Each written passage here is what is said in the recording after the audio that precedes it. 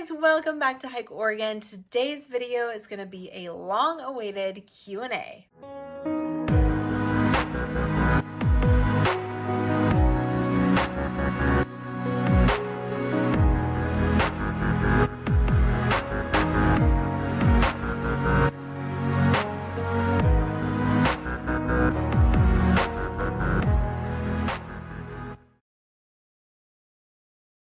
If you are new here, welcome to the Hike Oregon family. I make hiking and backpacking vlogs, as well as gear reviews and just general tips and tricks videos to help you become a more confident hiker and backpacker. If you enjoy content like that, click that red subscribe button and the notification bell so that you are notified every time I make a new video. And if you want more content from me, you can always support me over on Patreon, where for as little as just $1, you get extra content each month. So this Q&A video is going to be just a little bit different. I thought instead of just sitting down and answering all the questions you guys had for me, I would take you through a little day in my life and answer the questions that way. So I hope you enjoy, and let's get into the video. Do you have a regular job or do you just do social media? So I don't actually make any income directly from social media platforms like Facebook or Instagram, but I do Hike Oregon full-time. I do make a little bit of money off of my YouTube videos. Mostly I make money from writing and publishing and selling my hiking guidebooks.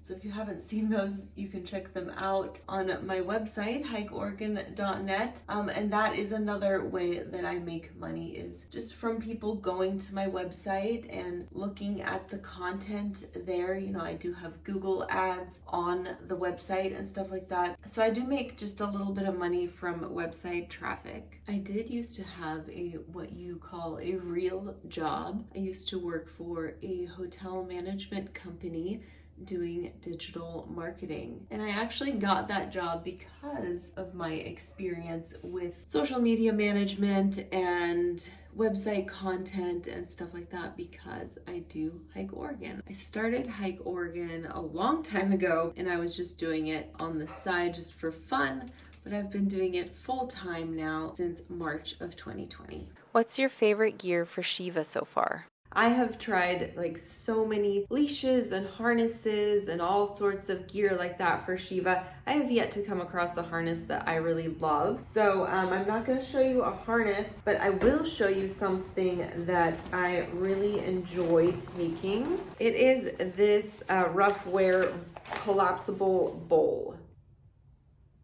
It's super handy, honestly. It's just this like kind of sturdy fabric material, but it's so lightweight, and I just put it in my day pack for her kibble as well as for car camping, and this will be super lightweight for backpacking as well. You can also put water in it, which is convenient. And then another thing that I really like that's super random and not really a dog item, but it helps me, and it's this little carabiner that locks. I have used this a ton to attach her leash to my car. So when I'm getting ready for my hike, I can clip her to the car and she can kind of be outside and hang out and sniff around and not go anywhere. She is a hunting breed, so her recall is basically non-existent when she's outside in the woods. So attaching her to my car until I'm ready to go is super handy. This also came in handy for my car camping trip. I would just take her 20-foot lead and I would attach it to the car while we're car camping, and she can kind of just roam around and do whatever while I'm doing my thing or eating dinner or whatever, and I don't have to worry about her going anywhere. Any chance there could be a coffee meetup with your hiking group for coffee in Eugene? I think that would be really fun. I know I've done meetups at like brew pubs and stuff like that, but I think a coffee meetup would be just as fun. Maybe when my new book comes out, I will do a coffee thing instead of a nighttime beer thing, because a lot of people couldn't come to the evening event when I had book events. So we will see. I think it would definitely be super fun to connect with some of you here in Eugene. Cheers. Do you have any hikes that you could do over and over again and still love? Oh yeah, there's a ton of hikes that I love doing over and over and over again. Patterson Mountain is one of those hikes, as well as Rosary Lakes on the PCT. Anything really in the Diamond Peak Wilderness, summiting Diamond Peak. I would do that again every single year if I could. Blue Pool is also one I've done many times and in all 4 seasons, which is really cool. That's one of those ones that you can do in the snow, in the spring, in the fall with the beautiful foliage, and then of course in the summer. It's a little more busy in the summer. The Amanda Trail is one I've done many times and could do again every single year. Oregon Lake is another one of those I've done a handful of times and will continue doing year after year. What's the longest hike you've done in Oregon or elsewhere? That would be the crazy birthday adventure that I went on. I think it was my 33rd birthday. I have a video of it I can link. That was 28 miles. Craziness. I was trying to do 30, but we didn't quite get there. Yeah, I'll link the video. It was a crazy day. It was not my favorite birthday, but that is the longest hike that I've ever done in one day. My longest continuous backpacking trip was, I believe, 115 miles or something like that. Would you like some?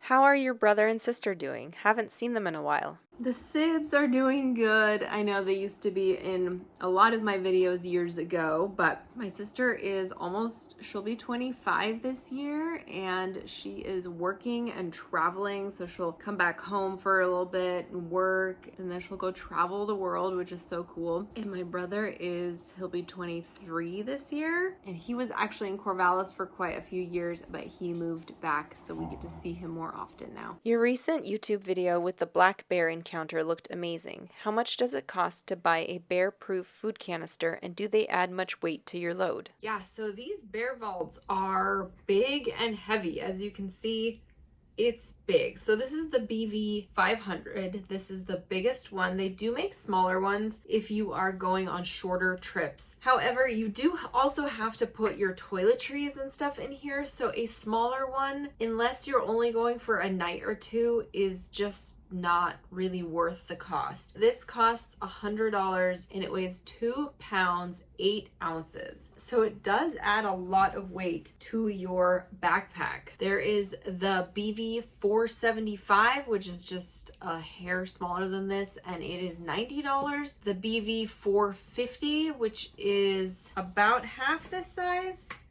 And then the BV 425, which is like about a quarter or a third of the size. Again, I don't know what the point of the tiny one or the middle one would be. I guess if you just want a little bit smaller, you could get the 475. But like I said, if you're going for anything longer than 3 nights, and you have to put your toiletries in here, this just makes the most sense. Also, these double as a stool, which is quite handy. Are you cute? Oh, okay. You're cute? Okay. And you're cute too. What parts of the Central Oregon PCT would you recommend for day hikers? So some of my favorite sections of the Central Oregon PCT are going to be around this area here, Diamond Peak. So ones you can do as a day hike that I personally love. You can start here at Pangra Pass. You can drive here in the summer and you can do this awesome little stretch on the PCT. And then they actually created a new trail that goes from Lil's Lake to Uran Lake that connects these 2 trails, and you can do a nice little loop, which is super cool. Then another one of my favorites is the PCT up to Rosary Lake. So you would start here at the PCT trailhead and go up to Rosary Lakes, and there's a really nice little viewpoint. You can also go up to the shelter, the Maiden Peak shelter. Another really nice PCT section you can do is right here around Bobby Lake. You would just start here along the Waldo Lake Road and go up to the PCT, visit Bobby Lake. You could go up a little further, visit the Twins if you wanted. Another really cool section, although it is burned now, but it does mean you get some really neat views. You start at Charlton Lake and go up the PCT. This whole area is very burned, but the views of the Three Sisters are pretty incredible. And then you can visit Taylor Lake and Irish Lake. You can also go all the way up to Brahma Lake. I mean, there's just a ton of lakes here. Another section that I really love on the Central Oregon PCT is the section near Mount Washington. You can start that at Big Lake. Also, going into the Mount Jefferson Wilderness is really beautiful, and you can start that day hike at the PCT trailhead right off of Highway 20, and you can go up into the Jefferson Wilderness and see Three Fingered Jack, and you can actually do the loop around Three Fingered Jack. It's a little bit long for a day hike, but some people might want to do it. I believe it's 22 miles. It's beautiful, beautiful area. Great section. So none of these need day hiking permits. I will say, obviously, the most beautiful section of the Central Oregon PCT is in the Three Sisters Wilderness. They do require a limited entry permit that you have to purchase. And they can be hard to get in the summertime. So these are some awesome alternatives and some of my favorite day hikes on the PCT. What are some of your recommended best overnight backpacking spots that require no reservations? So unfortunately, between June 15th and October 15th, if you want to backpack in the Three Sisters, Mount Washington, or Mount Jefferson Wilderness, you will need an overnight permit that you have to get in advance on recreation.gov. So if you want to go backpacking and not worry about any permits, you just can't go into those wildernesses. So I highly recommend the Diamond Peak Wilderness. It is some of my favorite lakes are there. You obviously have Diamond Peak. It's so beautiful, and there is so much to see and so much to explore. If you want to do some earlier season backpacking, there is the Mackenzie River Trail, which is really cool. There's the Metolius River as well that you can backpack along. That does not require permits. And then there is also the Deschutes River Trail, which you can actually start up north. There's a very long section of trail that you can backpack down. All three of those are great for earlier season backpacking. The Deschutes River you can do like April, but Mackenzie River Trail and Metolius I would do like in May or June. How do you meet other people that love hiking? I've been solo too long and looking to meet others with a common passion. So I love meeting people via social media. That is how I have met all of my hiking friends, specifically Facebook hiking groups for your local area. So I've joined numerous Oregon hiking Facebook groups, and then of course there's various Instagram accounts, just following people, seeing if people are into the same kind of hiking as you are. Just because you meet someone online and decide to hike with them does not mean they're going to be the perfect fit. It takes time to find your tribe. For me, that took a number of years. Some people I met early on have definitely been friends the whole time. Some people have come and gone and, moved away, or they just got into a different kind of hiking. A lot of the people I used to hike with actually got into like mountaineering and like pretty extreme stuff. Just put yourself out there and see who is into the same kind of stuff that you are,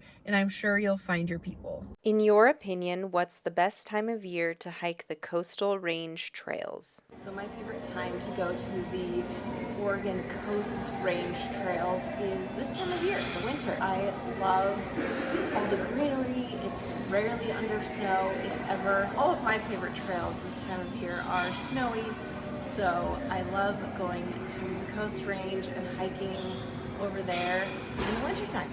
Would you ever consider doing any kind of group hike with your followers? So I actually did a group hike for some of my website members way back in the day. I did a thing where if you signed up for a membership, you could get entered into a drawing to win a spot to come hike with me. So I think there was like 5 people that won, and we all went on a group hike, and that would be really fun to do again for sure. Probably the best way to do it would be to do some sort of drawing or something like that, some sort of contest. Yeah, maybe I'll do that when my book is published and anyone who buys the book will get entered or something like that. But yeah, that would be super fun. What's the expected release date for the new 52 Hikes book, and will it be available in the Portland area? So when I originally announced the release of my new book, 52 More Hikes for 52 More Weeks, I was saying that it should be out in like mid-March. So it's gotten a little bit delayed, unfortunately. The weather didn't really play along with like my book research towards the end of the year. Unfortunately, I had some health stuff going on in November, and then we also had a death in the family. So with all of that combined, it's been a little hard to get a lot of work done. And I have not been writing as quickly as I had wanted to originally. So the release date is pushed a little bit. I'm really trying to do my best and move as fast as I can now. I'm hoping that it should be up for pre-sale in April. I will do a pre-sale just because I need to know how many books to print. So expect mid-April. I will continue to update over on Facebook and Instagram and email lists and stuff like that. So stay tuned. What are your plans for Hike Oregon this year? So plans and goals for Hike Oregon for 2025. The main one is just finishing my book, 52 More Hikes for 52 More Weeks, and publishing that